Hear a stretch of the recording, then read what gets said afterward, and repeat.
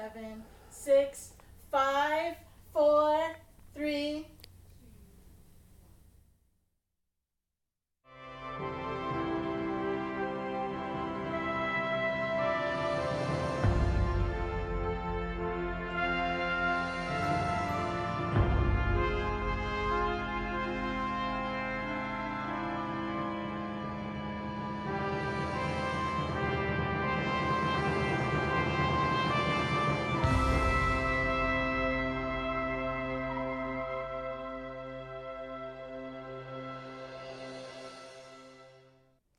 Hello, I'm Derek Simpson, Executive Director of Long Beach Community Action Partnership. Welcome to this first of what will be a series of Long Beach political forums that will air here on padnet.tv. Between now and Election Day in April 2014, you will see the candidates for our mayoral races. As we talk about candidates in our community and we talk to community partners in preparation for this first show, I was often asked, why do a forum so early? My thoughts immediately were because you, the voters, deserve every opportunity to learn more about the individuals that feel qualified to lead our great city. In addition to myriad articles and editorials that have already been published regarding the elections, Padnet.tv feels that we can provide a unique perspective of the candidates that you will see. With these thoughts in mind, I would like to introduce the 10 candidates for Long Beach Mayor that we invited to our forum tonight, and they are Bonnie Lowenthal. Bonnie Lowenthal is an assembly member representing California's 70th District. Lowenthal previously served 2 terms as Long Beach City Council. Damon Gerald Dunn is an American politician, minister, and retired football player. Dunn was a nominee for California Secretary of State in 2010. Doug Otto.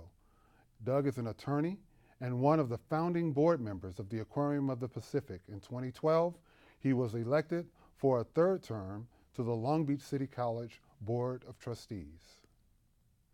Jerry Shipsky is an elected city council member to the 5th District of Long Beach. Shipsky is also a registered nurse practitioner, attorney, and author. Jana Shields is the past president and current treasurer of the Wilmore Heritage Association and is also board treasurer for the Central Project Area Council. Kareem Muhammad is a Long Beach native, basketball coach, and community service leader who was elected as the first downtown Los Angeles Neighborhood Council leader for Central City East residents. And Richard Camp, who is a Long Beach auto detailer. Robert Garcia is Vice Mayor of Long Beach and a City Council member serving the 1st City Council District. Garcia is also a member of the California Coastal Commission. Steve Mozina is an entrepreneur, print and radio journalist, and community activist. Suja Lowenthal is an elected City Council member to the 2nd District of Long Beach. Lowenthal represents the Long Beach as a director of the Metropolitan Water District of Southern California. Unfortunately, not all of those candidates were able to join us, but we are honored to have tonight with us and introduce to you in person those that were. And starting to my immediate right here, Mr. Doug Otto. Welcome, Doug. Derek, thanks for having us. Sure. Steve Mozina. Thank you for having us, Daryl. And Jana Shields. Welcome, you. Jana. So a small but intimate group, and we're going to get to talk about several questions, but the first question that I'd like to ask each of you to share, and starting with you, Doug, is your vision. When we talk about leadership and we talk about mayor, we talk about someone who we hope to come to the top of the ranks and share a vision that we all can follow. What would your vision as mayor of Long Beach be, Doug? Well, Derek, a long time ago I made a commitment to do everything that I possibly could to make Long Beach a thriving, livable community, and over the years that's exactly what I've done. That's what I strive for in my law practice, in my community work, and in my work on the Long Beach Community College Board of Trustees. I want to continue that effort. I think the city needs a new economic development plan. I think we need good 21st century jobs, and I think I can provide the leadership to provide that. And Steve, I know from an entrepreneur perspective, when we talk vision, jobs were just mentioned. Share yours, please. Oh, I have an awful lot of different visions as far as what I want to do to help bolster Long Beach in a number of different ways. But let's just talk about my business background, and I can go into my other backgrounds as we progress through the show. But from an entrepreneurial perspective, I own a small medical supply business and I own a custom college textbook business. And there's so much coming from an entrepreneurial family that I can bring to really help anyone in our community that has a current business or that wants to be in business, to empower them to make more money and to, in this hard economic time. That my vision is to empower first and foremost everyone I can make more money in any possible way. For example, my father owned a medical supply business when I was a young man, and my mom owned a bed and breakfast up in Portland, Oregon. And I had the essence of entrepreneurial spirit in every way, from even working at a Dave, like a swap meet to my dad's business. And I really want to just grab a hold of the economic community here, both the business and people that want to be future business owners. And I think that's the start. And I mean, I see certain areas that I would really like to work with and develop, even over by Pine Street. I mean, you go over there, you know, where, you know, the Ferris wheel is. And I mean, there's so many vacant stores and there's so much more opportunity we could have. For example, I mean, we have a Lakewood Mall, but we don't have a Long Beach Mall. I mean, why? You know, I mean, here we are, you know, and like I said, some statistics say we're the 5th to the 7th largest city in the state of California. Come on. So, but that's the vision for the economic. And then the other thing is I would really like to bring fiscal honesty and accountability to Long Beach. And that's by posting all the finances to the web, like an online checking account. And the first thing I would do as mayor is I would post all the revenues and expenditures of the mayor's office, because I think that we owe the city and we owe citizens the right to see our money and how it's being used on a daily basis. Very thorough, thank you. And Jana, when we talk vision, I know you've been involved in the community, and now here's this opportunity for you to be mayor of Long Beach. Share with us what that vision would look like. Yes, for the last 33 years, I have not only lived in Long Beach, but been very active. And one of the things that's been lacking the last 8 years is the value of community involvement and input. And my gifting is to be a team leader, to take the diversity of our city, to bring input from the many people and points of view so that we as a community, we together, will transform Long Beach. That's one thing. The financial challenges of Long Beach, I feel, can be best achieved by pension reform. The mayor began it. The issue is that he then offset it with salary raises. And I think the only way that we're going to free up the funds that we really need to be solvent as a city is to deal with the fact that our pensions are too much. They're too generous. At the moment, Long Beach owes over $1 billion in pension liabilities. The city council says that it balances a budget, but they have not put aside funds for the future pensions. So I intend to change that. Now, Doug, Jana went into policy somewhat in terms of some of the things that she thinks that she would like to address, and I would like to ask you, starting with you, we've heard about there's a budget surplus this year. We've heard about different things that the city council, quite frankly, some would say, and the mayor have done very well this year to get us to a place where the budget is a bit more in balance. But what policies and programs would you build upon, given that the vision that you have is congruent with some of the things that are happening now? Well, I think that the mayor and council have done a pretty good job in the last year. I'm not sure the budget is balanced, but it's close, and we do have some more discretionary money to spend, and I think the budget's a pretty good one this year. But what we don't really have is an economic development strategy. In fact, our economic development department was pretty much dismantled over the last 8 years. Right. And I think we need a new jobs plan.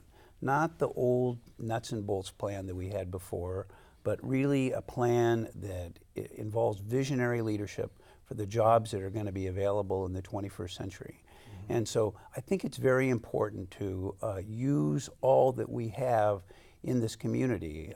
Out at Long Beach City College, we have the Goldman Sachs 10,000 Small Business Program. We have the Small Business Development Center here in Long Beach, and Long Beach City College is the lead small business development center for all of Los Angeles County, for all of Ventura County, and for all of Santa Barbara County. And we can use that to help develop a new vision for jobs in Long Beach, and jobs that are real jobs. If you look at the statistics, the jobs that are going to be 21st century jobs are going to require a lot more knowledge, a lot more post-high school work, and that's a very important policy that we can really build on. The second policy that I think it's important for Long Beach to build on is the Long Beach College Promise. That's a program whereby kids in the Long Beach Unified School District agree in 5th grade and sign a contract in junior high school that if they take certain classes and if they just maintain a C average, they are guaranteed a free semester at Long Beach City College and guaranteed admission to Cal State Long Beach, the most desirable of all the CSU campuses in the system. And we've already had many families sign up for this program.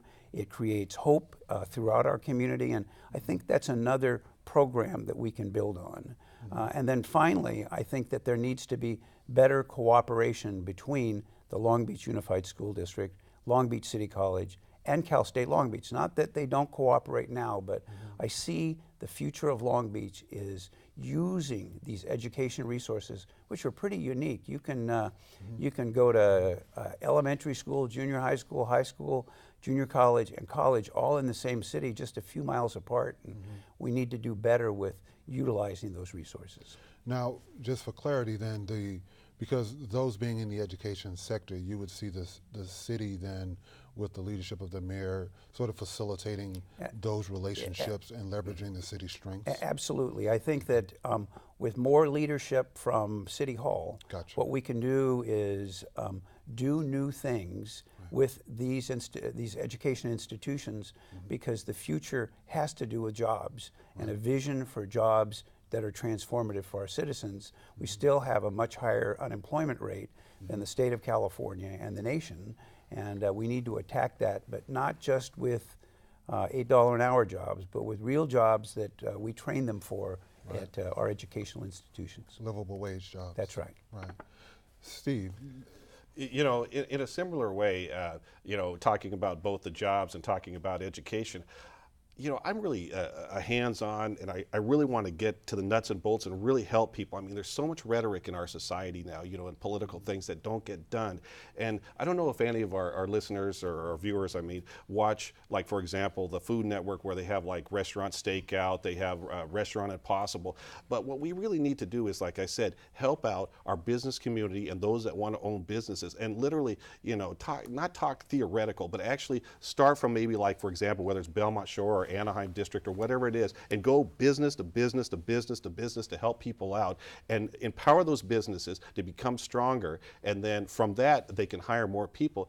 And then similarly, I have a background, I've been doing electronic textbooks and textbooks now for about 20 years, and I was the first electronic textbook publisher back in 1994, where I had McGraw-Hill and Prentice Hall College surfing to my site.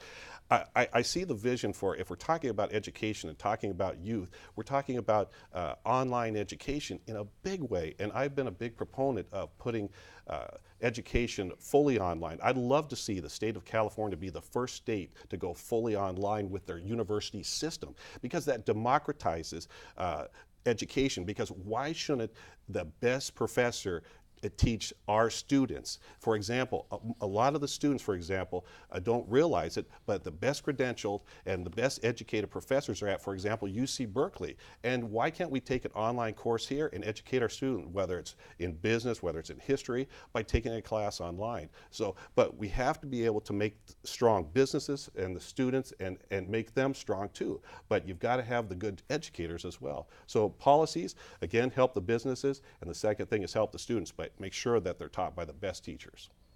And again, with looking at clarity then, Stevens, and sort of summarizing what you've just said before our break, we would then, with you as mayor and from your vision, look at how, again, the city could work with sort of making all of this come together with the other resources in the community, such as education and small business. Right, right, and hands-on. I really want to be a hands-on with helping the business community and helping our youth in order to have a better life, and financially and et cetera.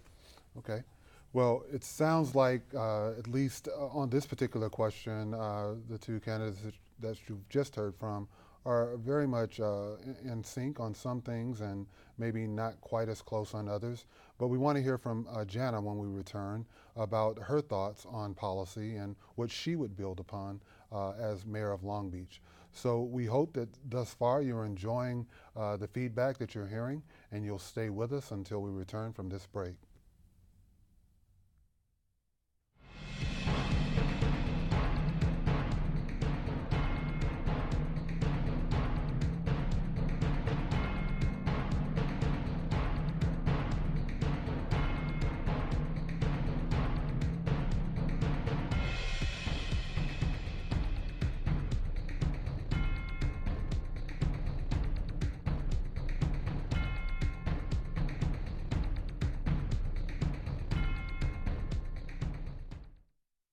Hi, my name's Lisa Mastramico, and I'm the director for PadNet, the Public Access Digital Network. PadNet is the community television station here in Long Beach where we have all the media training and resources that you need to create content for our website and for our channel. If you're interested in field production, we can teach you everything from pre-production all the way through post. If you're interested in the studio, we just finished building a brand new HD studio that's available to our members who are trained and certified to use it. Our studio series will teach you everything from running the cameras, the soundboard, creating graphics, even how to direct your own studio program. The first thing to get started is to become a member, and any Long Beach resident or organization or business based in Long Beach is eligible. Remember, PadNet is here for us to create programming by and for the people of Long Beach. Check us out today at padnet.tv to find out how to get started. Hi, my name is Marissa Semensi, and I'm the Energy, Advocacy, and Family Services Director at Long Beach CAP. I oversee two departments. The Community Advocacy and Family Services Department provides funding to local nonprofits to enhance their programmatic services. We also have the ELITE program, which is the Eastern Los Angeles Energy Assistance Team, in which we provide basic weatherization and utility assistance. For more information, please visit lbcap.org. Thank you.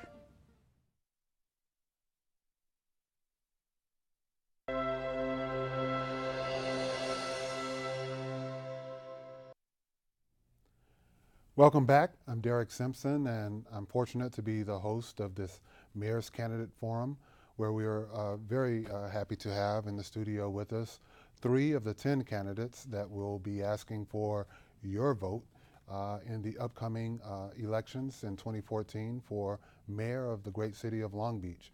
Before we went to break, we had our guests answering the question of what policies and programs of the current administration would they build upon. And right before the break, everyone had answered except Jana. And we'd like to come back to her and pose that same question before we move on to our next question. Well, everybody's talking about we need jobs. And if we're going to have more jobs, we need to attract businesses. And one of the core issues with attracting businesses is that for some time, Long Beach has had a reputation of being hard to start business in. If you want to start a new business, there are other cities that are better. And I think that can be changed. My gift mix is to get people, departments, very different kinds of entities to work together. And I would like to make Long Beach the friendliest, easiest place to set up new business. And in attracting these new businesses, then we would have more jobs. And I would do it through working with departments, department heads, continue to streamline the process for permitting, but also to change the atmosphere of City Hall. I have talked to small business owners, and they can tell you horror stories of what it's like to go down to City Hall to deal with the people doing their job at City Hall.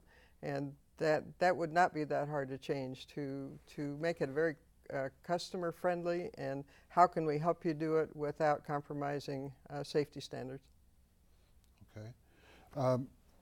And with those businesses coming in, when you think about what you were mentioning earlier, how difficult it may be for some in the horror stories, is it all to do with what you perceive as issues within City Hall, or are there other elements in the business climate of Long Beach that from a mayor's perspective you would see also addressing?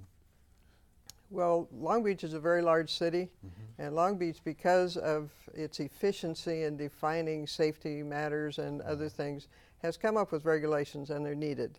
Right. But just in the historic house that I renovated, you know, one inspector told us what we needed to do in order to pass inspection. The other one just kind of hung around to see if we figured it out, and when we didn't, then he, you know, made us change a whole bunch of stuff. Okay. And it's that simple type of thing that if everywhere from the department heads down to the inspectors, we're trained to be consumer friendly, customer friendly, helpful, it gives an attitude and an ease of getting businesses started up.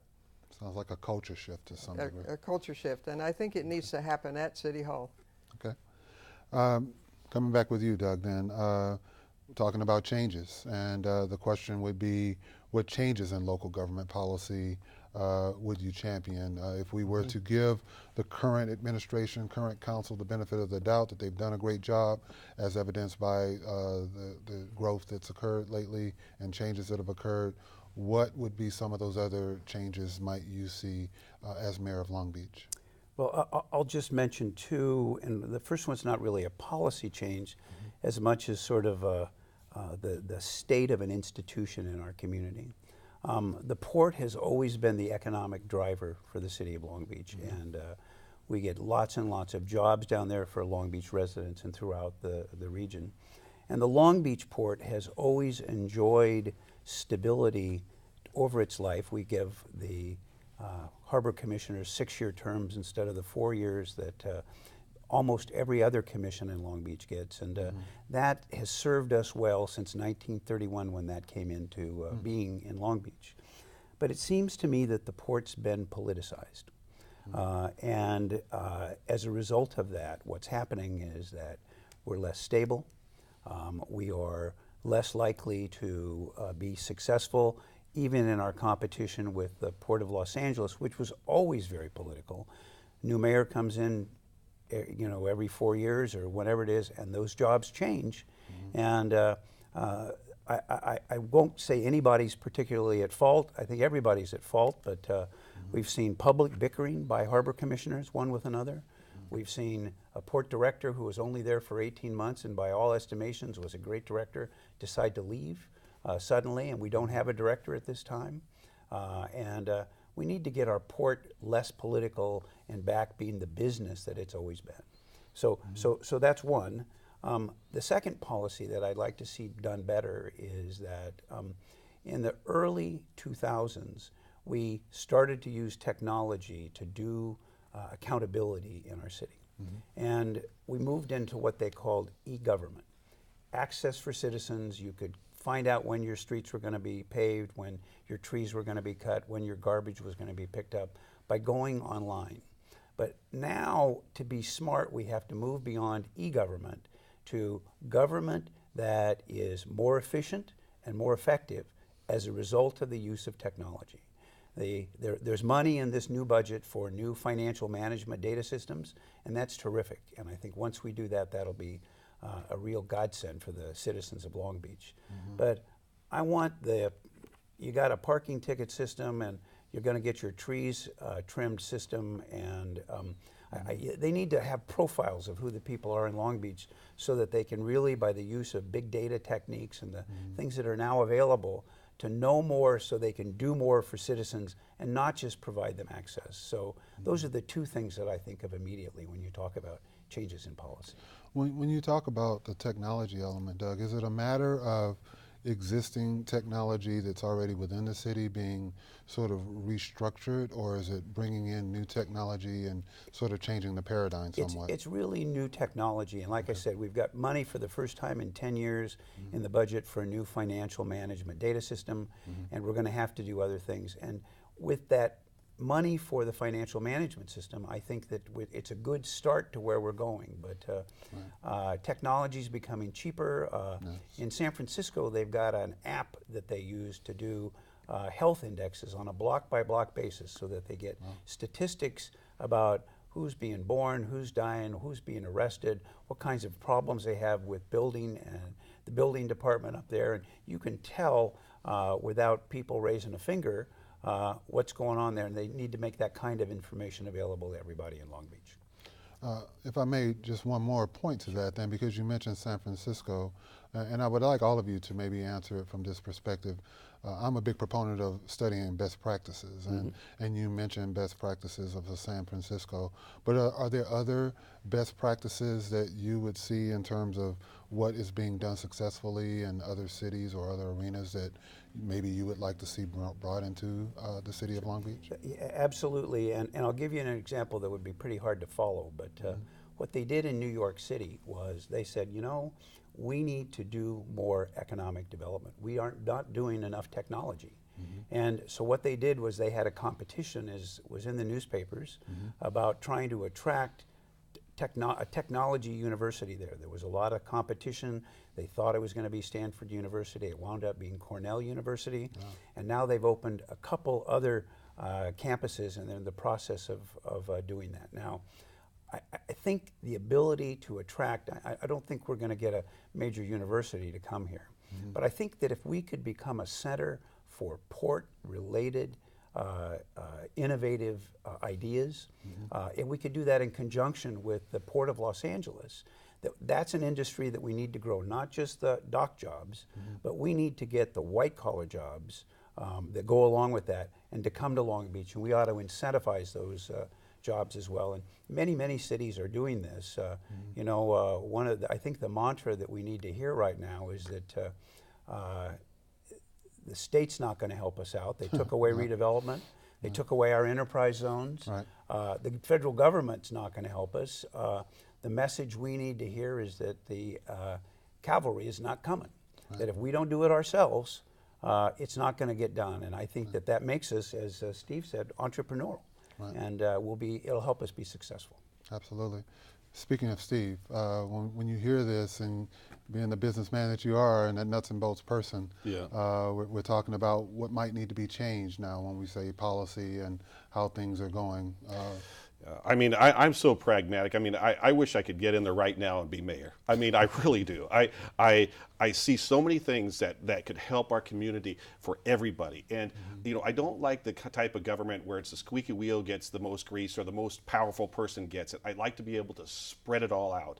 And the thing is that my policy would be to have, like I've spoken about in the past, is an open government, an open door government, you know, open books, everything, and so that we're able to help everybody. And you know, just the nuances of what we're talking about. I can see what I can do to help business. I can see what I can do to help education. You know, just what he mentioned here about education. We can't have the finest university by being it can be online. You know, we can do UC Berkeley, we can do Stanford if we want to take it online here. But getting back to the businesses, let me in there. I'm ready. So, all right, Jana. Again, we're addressing the issue of policy that might not be exactly what you would see in your vision and would like to change based on what's going on in the city. Yes, I've been involved in the political process for some time, and what I see in the city council and mayor is a supermajority, which means that politically they're very similar. And what this does is that it blocks out other viewpoints and other input that could make more rich the decision process. And I see the reason because our elective process allows for contractors who benefit from city contracts and city employee unions to directly get involved in the selection of candidates.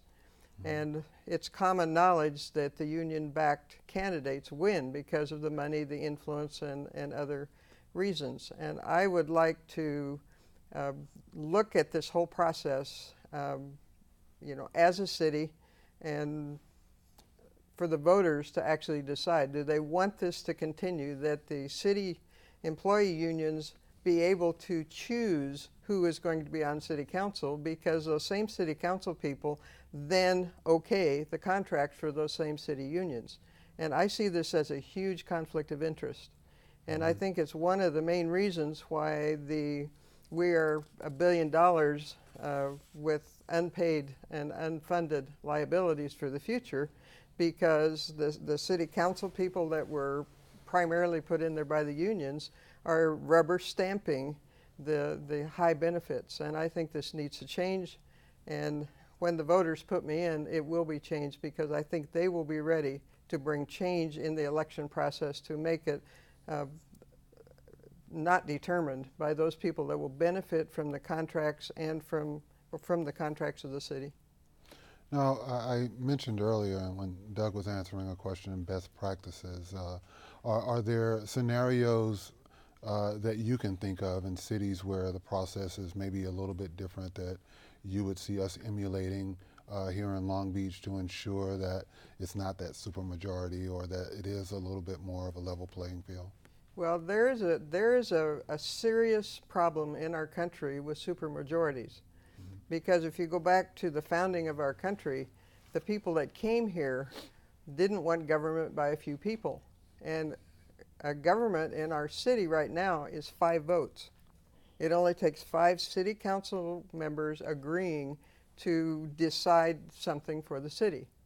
And if those 5 people are pretty much of the same political viewpoint, they don't need input from anybody else. They just find 5 people of like-minded, and they don't have to negotiate.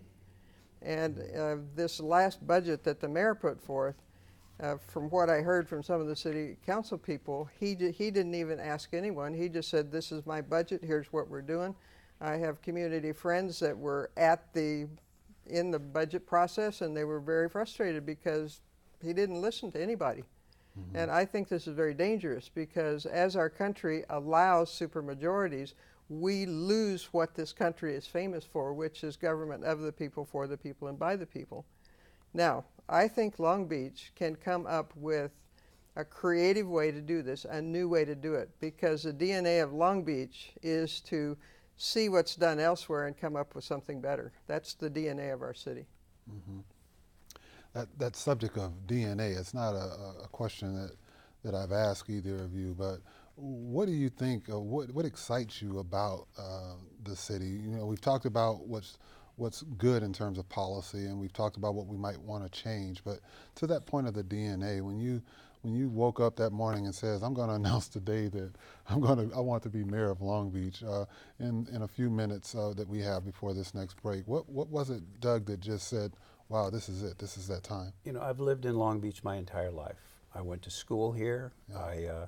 I excelled here. I went away to college and graduate school and then law school, but I came back here not just because of the climate, although leaving Chicago to come back to Long Beach and wasn't a hard choice. There wasn't much motivation to get me back here. But right. We have a great location. We have a wonderful population. We have neighborhoods that can't be beat. Neighborhoods are the organizing principle of our city, and I think people who live in Long Beach by and large say, they come home from work and they say, you know, I want to live here, I want to raise my kids here, I want to have a life here, and Long Beach offers the opportunities to do that. Steve, real quickly. Again, you know, I moved here a couple of years ago with my wife and daughter, my 11-year-old daughter, and one of the things we like about it is because it's a beach community. It's an absolute beautiful community. I love being on the beach. There's lots of entertainments. There's lots of restaurants. There's lots of things to participate in, and I think it's a great place to raise a family and enjoy life. The one thing about Long Beach that's different, I mean, some people won't even really tell you where they're from because they're embarrassed of it. There is no embarrassment I have about living in Long Beach, and I like to proudly say I'm from the city of Long Beach, and I'm telling you, whatever I can do to help it, I will. Well, when you think about what's just been said about what motivated these 3 individuals to become mayor of Long Beach, I think all of us can think about that moment when we either decided that we wanted to move here if we came from someplace else, such as myself, or if we were born here and decided this is a place we don't want to leave. When we come back, we're going to ask our guests about what, if any, negative press or perspectives are out there that they would like to dispel and have you really know the whole story about them as a candidate as they work to become your next mayor of Long Beach. We'll be right back. Hey, I'm Maeve Milstead, Director of Youth Programs for Long Beach Community Action Partnership. We offer innovative youth programs here at Long Beach CAP, where our Leadership Academy and Mentoring program offers teens opportunities to learn video production, silk screening, art, and photography. We also offer Men Making a Change, where our young men have gained recognition all the way to the White House for their advocacy to improve their community to make it a healthier place to live and prevent violence. Our community garden is on a 1.5-acre oasis where we are able to provide fresh produce to the community as well as farm-to-table lunches in schools. Project Play is an extra special program for LBCAP because we're able to provide services to the youth where they live. These youth are provided with positive choices after school for physical fitness, tutoring, and enrichment. Our ACES After School program is offered in partnership with Long Beach Unified School District. We are serving students at 6 sites throughout Long Beach where we offer quality after-school academic and physical enrichment. If you'd like more information, please come see us here at LBCAP or visit us at lbcap.org. Are you tired of paying $200 and even $300 to get your income tax return prepared each year? So am I. Hi, I'm Tricia Heath. I'm the site coordinator for the Volunteer Income Tax Assistance Program run by the Long Beach Community Action Partnership. VITA is a partnership between the Internal Revenue Service, community-based organizations like this one, and thousands of dedicated volunteers who ensure that your return is prepared accurately, confidentially, and with no charge. If you would like your return prepared by us, or you would like more information about how to volunteer, please call us at 562-216-4610 or visit us on the web at lbcap.org. Thank you.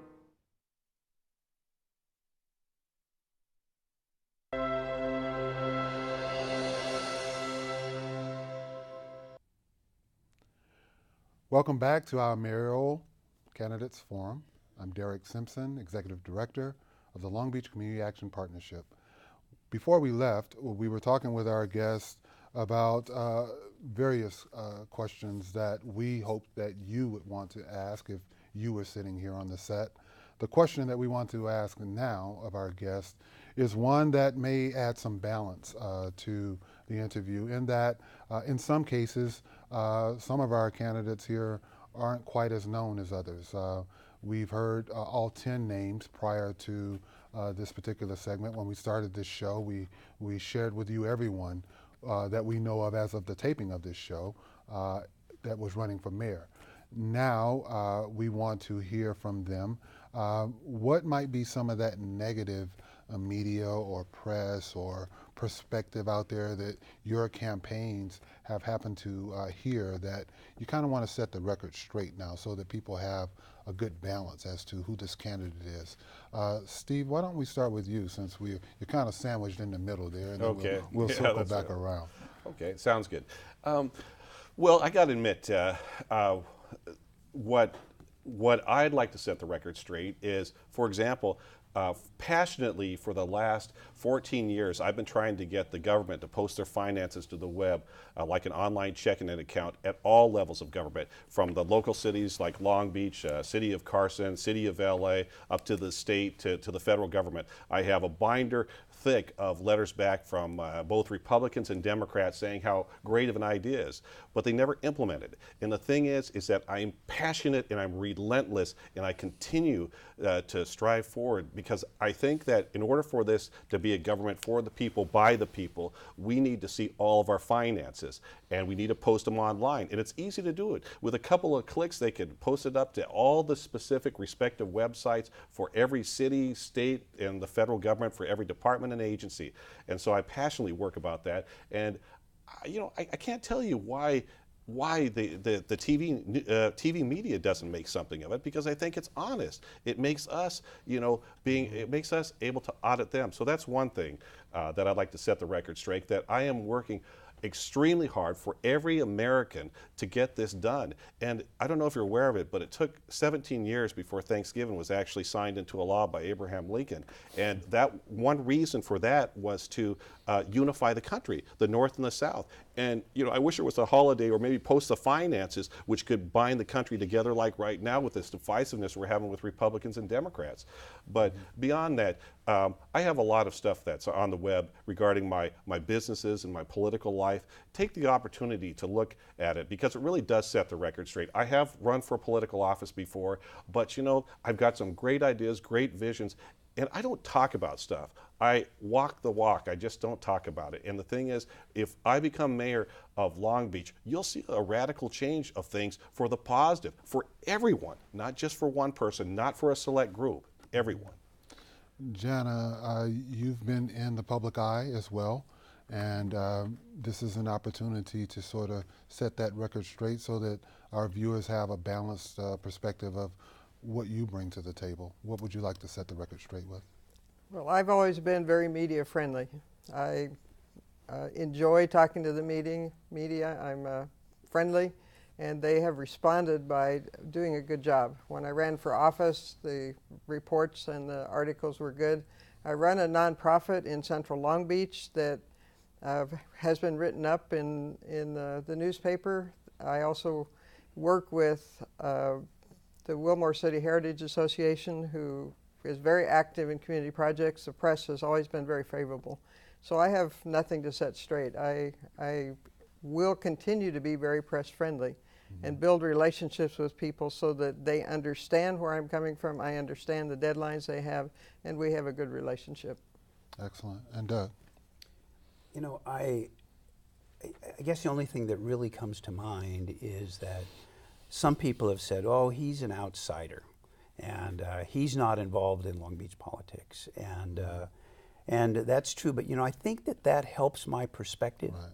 I think that that enables me, not having been directly involved in city government. I've never run for a citywide office before. I am a community college trustee, but I think the fact that I'm an outsider improves and enhances my perspectives on what the city really needs, which is a visionary jobs plan, which the creation of new jobs and 21st century jobs, and then in the education system, what I've been working on now for over 8 years is better student preparation for the jobs that are going to be coming up in the 21st century. And we've done a lot of things out at Long Beach City College to make students not only have access to education, but to be successful while they're there. I helped implement a goals program that we've embraced very vigorously, and I think that outside perspective really is helpful to looking at things with fresh eyes. Right, so turning that negative into a positive in that regard. I am the executive director of a nonprofit agency here in the city of Long Beach, and I represent actually that population that sometimes might feel overlooked, that socioeconomic status where they aren't making the livable wage jobs. In fact, many of them don't have jobs. Many of them don't see that they have a place at the table. They come here looking for support. We refer them to our colleagues in the community, or we try to help them ourselves. But this is an opportunity for you to speak to what you would say to all citizens of Long Beach, regardless of whether they're on the east side or the west side. How do you convince that person who's watching right now that when you get into office, you're going to be a mayor for all the people, not just for that special interest, as Jana was alluding to earlier? What is that message that you would like for the community to hear? Let's start with you, Doug. Okay, thanks. Well, I have a long history of being involved in social issues, beginning way back in the late 60s when I worked for the Southern Christian Leadership Conference in Washington, D.C., when we organized the Poor People's Campaign. And worked on trying to make people's lives better then. I've done lots and lots of pro bono work in this town.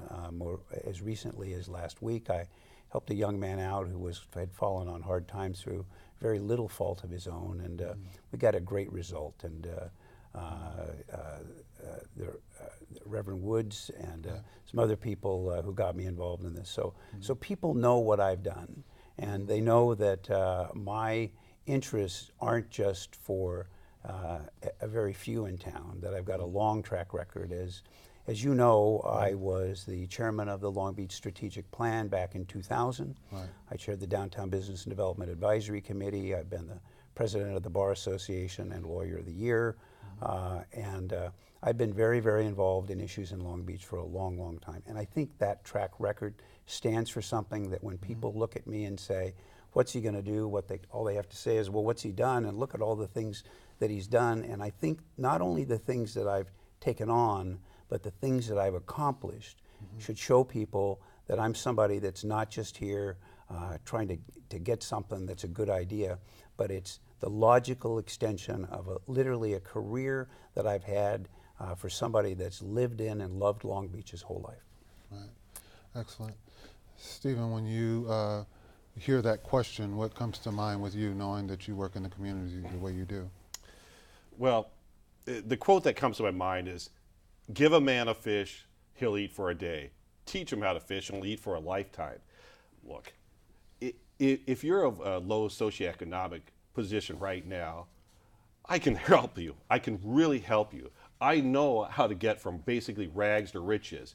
I do promise people that if they want to come up from the bottom all the way to the top, they can. I can empower them. I mean, from everything in business for the American dream, I have lived. My parents have both done it. I've done it, and you can do it, and I can show you how to do it. And see, it hurts me when I hear that, because I don't like people living from paycheck to paycheck.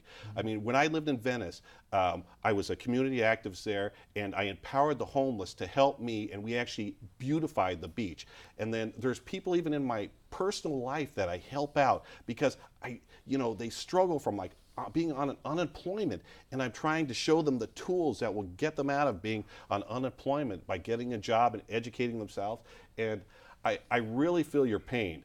I help the people that are in my circle right now, and please help me widen the circle to the city of Long Beach, and I guarantee you I'm going to make a lot of people a lot more wealthier than they currently are. Mm-hmm. And Jana? Yes, I have a broad base of experience. I am culturally middle class. I relate well to the academic community because I have 3 college degrees and I'm a published linguist.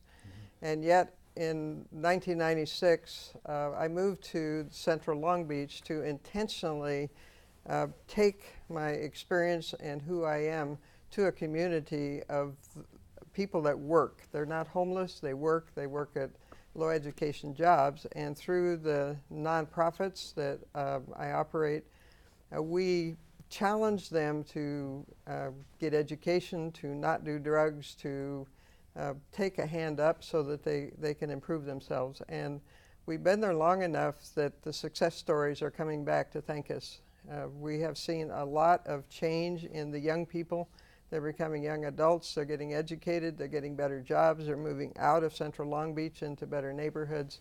And I understand that the health of Long Beach is based upon health in all economic levels.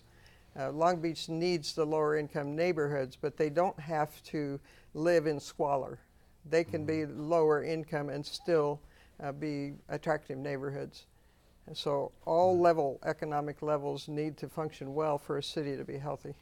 It's interesting that you mentioned that, because I know that there are some in the city, Jana, and that are, and this is a question for any of you at this point, and we can continue to have that dialogue, talking about a housing plan, so that those who, the American dream, as all of you sort of mentioned, is seems like just that, a dream for so many people, because getting in that first home seems so unattainable due to just the way wages are and the way prices are.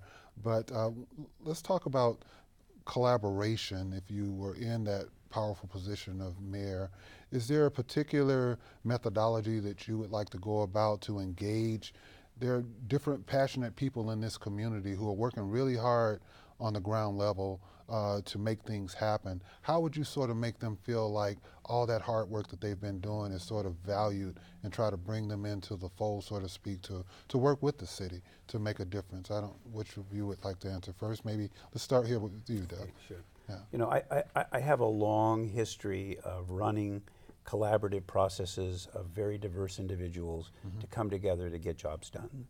I'll give you one example. I chaired a blue ribbon citizens task force to do a transportation element for the general plan a number of years ago. And we had people from Boeing, we had community activists, we had pharmacists, we had everybody was passionate about traffic in Long Beach, because at one point they tried to put a crosstown freeway here across 7th Street, and everybody thought they were being jobbed. And it took us a while, but in the end, we had, for all intents and purposes, a unanimous vote of everybody on that task force feeling good about the recommendations that we did. And that transportation element has served us until the new mobility element, which they're working on right now and just about to adopt, for over 20 years. And I think the people that were involved in that process felt good about it. I think that the people that were involved in the strategic plan, over 200 people for almost 2 years, in the end thought that they had a great experience telling the city what it is that they believed in and that they wanted, and they wanted to participate again. I still feel calls every week from people that I work with in those and other endeavors. I've worked with the business community and the Downtown Business and Development Advisory Committee.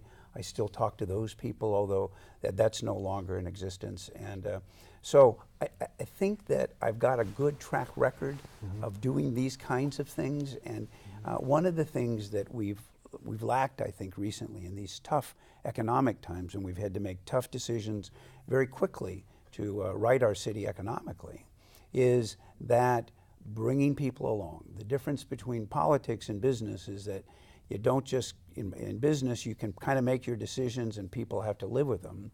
But in politics, the most important thing that a community leader like a mayor can do is to share the vision that you have, tell people how you want to get there, invite them to come along and say what it is that they think about it, and then get it done.